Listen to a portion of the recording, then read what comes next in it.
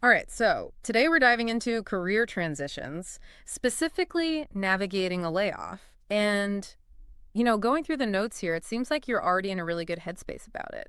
Thinking strategically. I like it. Yeah, that's huge. It really is. Honestly, approaching this proactively is so smart. Mm-hmm. People don't always realize, like, the emotional side of a layoff can be a lot. Oh, yeah. And if you don't deal with that first, it can really mess with your job search. That's so true. It's like you're supposed to just jump right back into applying. Right. But these notes talk about processing everything first, taking that time. What are your thoughts on that? Oh, it's essential. Mm, I mean, think of it this way. You wouldn't just jump into a marathon without striking first. sure. Give yourself a break. Let yourself feel the disappointment, maybe even some anger, maybe even some relief, Yeah. whatever comes up. Those feelings are real.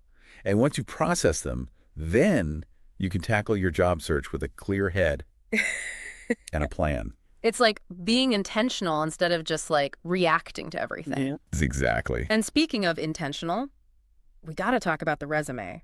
These notes mention a refresh. And I know we all think we know how to update a resume, but is there something more strategic we can be doing here? Definitely. It's not just about updating the dates. Right. It's about highlighting the impact you made.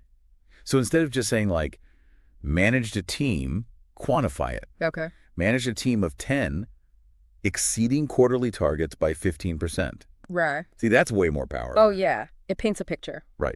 Okay, that's a good tip. I'm taking notes here. Yeah. Now, networking. It's in the notes, it's important, but it can be kind of intimidating, Sure. especially when you're already feeling a bit vulnerable. What are your thoughts on approaching networking strategically during a transition? Yeah, it doesn't have to be this big, scary thing, right? Right. It's not about hitting up everyone you've ever met and being like, I need a job. Yeah. It's more about reconnecting, gathering information.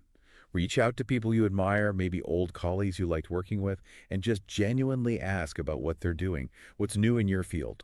Okay. LinkedIn is great for this too, by the way. Oh, yeah, for sure. Join some industry groups, participate in conversations, build your online presence.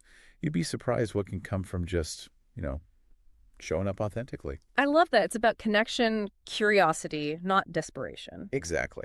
Now, I want to circle back to something you said earlier about using this time for upskilling. Oh, absolutely. Tell me more about that. Well, there's that saying, the best time to plant a tree was 20 years ago.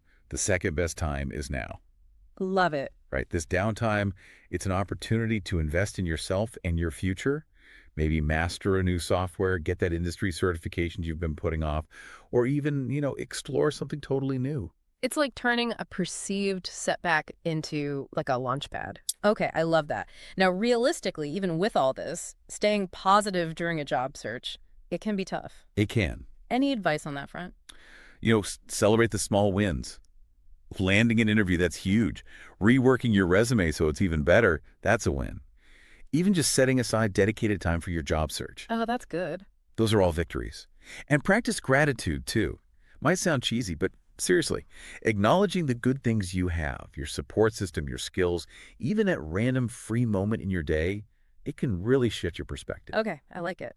So to kind of wrap things up, we talked about embracing the pause, giving your resume a boost with those power verbs, networking strategically, upskilling, and cultivating that positive mindset. What's one thing our listener can do, like today, to get started? Pick one thing, just one, that really resonated with you today. Yeah. And commit to taking action on it within the next 24 hours. That initial momentum can make all the difference. Love that. And here's something else to think about. What if this layoff is actually pointing you towards a career path that truly lights you up? One you might not have even considered before, just something to keep in mind.